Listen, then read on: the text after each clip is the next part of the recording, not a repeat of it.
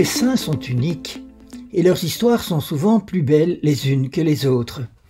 Chaque fois que je vous présente un saint ou une sainte, je m'émerveille et je le trouve tout à fait original et extraordinaire. C'est encore le cas aujourd'hui où je vais vous parler d'une sainte soudanaise, la première de son pays, qui a été esclave avant de devenir religieuse. Sainte Joséphine Bakita, fêtée le 8 février.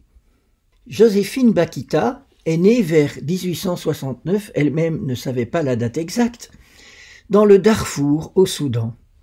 À l'âge de 9 ans, elle fut enlevée par des trafiquants d'esclaves. Elle a souffert divers sévices avant d'être vendue finalement en 1882 au consul italien au Soudan, Callisto Legnani. Bakita signifie chanceuse en arabe. C'est le nom que lui ont donné ses ravisseurs, le nom qu'elle va garder toute sa vie, car ses souffrances ont été telles qu'elle ne se souvenait plus du nom qu'elle avait reçu de ses parents. Bakita entre donc au service du consul d'Italie à 14 ans. Sa situation change complètement car le consul la traite avec affection. Elle connaît la sérénité même si sa famille perdue pour toujours lui manque encore. Quand le consul rentre en Italie, Bakita l'accompagne. Dans la région de Venise, elle est au service de la famille Michieli. La mère de famille, Maria Michieli, demande à Bakita de s'occuper de sa petite fille qui vient de naître, la petite Alice, surnommée Mimina. La famille Michieli possède un hôtel à Souakin, au Soudan. Les parents Michieli sont obligés d'y retourner et ils confient Mimina et Bakita à l'Institut des catéchistes de Venise, tenu par les sœurs canossiennes. Quand Bakita, avec la petite Mimina, arrive chez les canossiennes, elle ne connaît rien à la foi chrétienne. C'est pour elle une découverte, et une découverte libératrice. Elle découvre la foi chrétienne et adhère immédiatement. Au bout de 9 mois, les Michieli rentrent du Soudan et ils veulent récupérer leur fille, ce qui est légitime, et aussi Bakita. Mais cette dernière refuse. Elle veut rester chez les canossiennes. La situation s'envenime, n'oublions pas que Bakita est officiellement une esclave. L'affaire est portée devant les tribunaux qui tranchent. Étant donné que Bakita a 20 ans et que l'esclavage n'existe pas en Italie, elle est libre de faire ce qu'elle veut. Bakita reste donc, comme elle le désire, chez les sœurs canossiennes. Elle reçoit le baptême et la confirmation le 9 janvier 1890 des mains du patriarche de Venise, Monseigneur Domenico Agostini. Elle prend le nom de Joséphine Margaret Fortunata. Fortunata est la traduction italienne de Bakita. C'est fortunée, chanceuse, qui est la signification en arabe de Bakita. Désormais, elle n'est plus esclave, mais elle a un nouveau maître, Dieu lui-même, que toute sa vie elle va appeler patron, comme elle appelait ses chefs, ses chefs des patrons. Mais désormais, elle n'en a plus qu'un. 3 ans plus tard, Joséphine demande à entrer chez les sœurs canossiennes. Elle fait son noviciat à l'Institut de catéchuménat de Venise, là où elle a découvert la foi, et le 8 décembre 1896, elle prononce ses premiers vœux à Vérone, la ville où les canossiennes ont été fondées.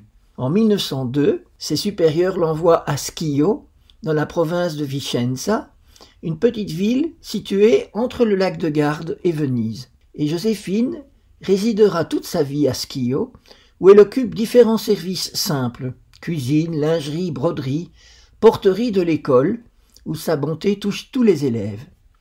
À partir de 1935, ses supérieurs lui demandent aussi de partager ses connaissances sur l'Afrique, pour préparer des sœurs missionnaires à s'y rendre. Pour cette raison, Joséphine circule en Italie accompagnée d'une autre sœur, allant d'un couvent à l'autre pour la formation des missionnaires, mais aussi pour donner son témoignage.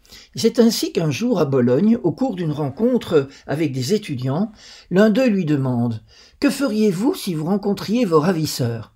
Heureuse question. Joséphine répond sans hésiter « Si je rencontrais ces négriers qui m'ont enlevé et ceux-là qui m'ont torturé, je m'agenouillerais pour leur baiser les mains.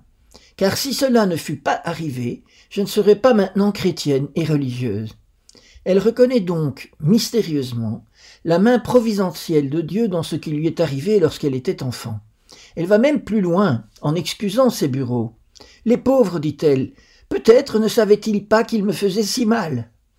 Eux, ils étaient les maîtres, et moi, j'étais leur esclave. De même que nous sommes habitués à faire le bien, ainsi les négriers faisaient cela par habitude et non par méchanceté. On voit bien qu'elle a profondément pardonné à tous ceux qui l'ont fait souffrir. En 1927, Joséphine fait ses vœux définitifs. À Schio, la présence d'une religieuse noire, vous imaginez bien, ne passe pas inaperçue. Son humilité, sa simplicité, son sourire touchent les cœurs des habitants qui se prennent d'affection pour elle, et ils la surnomment Madre Moretta, ce qui signifie la petite mère noire. Pendant la Deuxième Guerre mondiale, la ville de Schio est visée par plusieurs bombardements, mais elle n'est pas touchée. La population attribue cette protection à la petite mère noire, dont la réputation de sainteté va grandissant. Après la guerre, la santé de Joséphine décline. Un jour, elle promet à celle qui est en train de s'occuper d'elle, « Au paradis, j'aurai du pouvoir, et j'obtiendrai pour tous beaucoup de grâce. » Elle meurt le 8 février 1947 dans la maison de Schio, où elle a vécu 45 ans. La nouvelle de sa mort met la petite ville en émoi. Les habitants se bousculent pour rendre un dernier hommage à la petite mère noire. Très vite, on parle de miracles obtenus par son intercession. 3 ans après sa mort, les Canossiennes publient 6 pages de témoignages de grâce reçus par son intermédiaire avec les noms des bénéficiaires. Le procès de béatification commence en 1958. En 1992, Saint Jean-Paul II la béatifie et en 2000, il la canonise. Alors pour conclure, je voudrais souligner un aspect de notre foi que la vie de Sainte Joséphine Bakhita met en valeur de manière exceptionnelle. C'est notre foi dans la providence. Le regard que Joséphine porte sur les souffrances de son enfance, sur son enlèvement, sur son esclavage, est particulier. Elle voit la main de Dieu, la providence à l'action dans ces événements. Rappelez-vous qu'elle a dit « Si je rencontrais ces négriers qui m'ont enlevé et ceux-là qui m'ont torturé, je m'agenouillerais pour leur baiser les mains, car si cela ne fût pas arrivé, je ne serais pas maintenant chrétienne et religieuse. » Cette attitude peut nous surprendre. Comment peut-elle voir la main de Dieu dans ces terribles souffrances qu'elle a endurées? En fait, il y a beaucoup de saints qui ont vécu de la providence de la même manière que Joséphine. Ils ont compris que Dieu les aime et que tous les événements de leur vie sont dans les mains de Dieu, même les événements douloureux. Nous touchons ici quelque chose de vraiment mystérieux que les saints ont vécu de manière surnaturelle. C'est le mystère du mal. Je vous cite par exemple une réaction de Thérèse de Lisieux face au mal de la maladie de son père qui est interné dans un asile de fous à Caen. Elle écrit à sa sœur Céline « Il faut que notre Père chéri soit bien aimé de Jésus pour avoir ainsi à souffrir. » Parole qu'on ne peut comprendre que si on admet le mystère de la providence, que Dieu tire du bien même du mal. Donc cette réaction peut vous paraître folle, et je pense qu'elle l'est, elle est folle, mais c'est la folie de l'amour. On peut dire que le mystère de la providence, tel que le comprennent les saints et tel que sainte Joséphine Bakhita l'a compris, pourrait s'énoncer de la manière suivante. Dieu est tout-puissant, donc rien n'échappe à sa puissance. Dieu est amour, et donc il veut mon bien et mon bonheur. Dieu sait tout, et il sait donc ce qui est le mieux pour moi. Alors si un malheur me touche, Dieu va l'utiliser pour mon bien. Dieu a toujours un meilleur plan. C'est pourquoi dans l'exultète de Pâques, le diacre chante « Heureuse faute qui nous valut un tel sauveur ». Le péché n'a pas empêché Dieu de réaliser son plan. Dans la vie de Bakhita, ce mystère de la providence se manifeste dans le terrible malheur dont elle est frappée. Être enlevée à sa famille à l'âge de 9 ans, être réduite en esclavage, vendue plusieurs fois, être battue au point de garder toute sa vie 144 cicatrices sur tout son corps. Toutes ces choses sont des horreurs. C'est le mal qui se déchaîne sur cette pauvre enfant. Tout ce mal, dans lequel on ne peut rien trouver de positif, Dieu l'a transformé en ce que Bakhita reconnaît comme un plus grand bien, la découverte de la foi et sa vocation religieuse. C'est ce qu'elle résume en disant « Si je rencontrais ces négriers qui m'ont enlevé et ceux-là qui m'ont torturé, je m'agenouillerais pour leur baiser les mains, car si cela ne fût pas arrivé, je ne serais pas maintenant chrétienne et religieuse. » Les saints nous invitent à ce saut extraordinaire dans la foi, qui consiste à croire que rien ne peut empêcher Dieu d'être vainqueur du mal dans nos vies et que tout concourt au bien de ceux qui aiment Dieu. Je vous dis ma conviction profonde.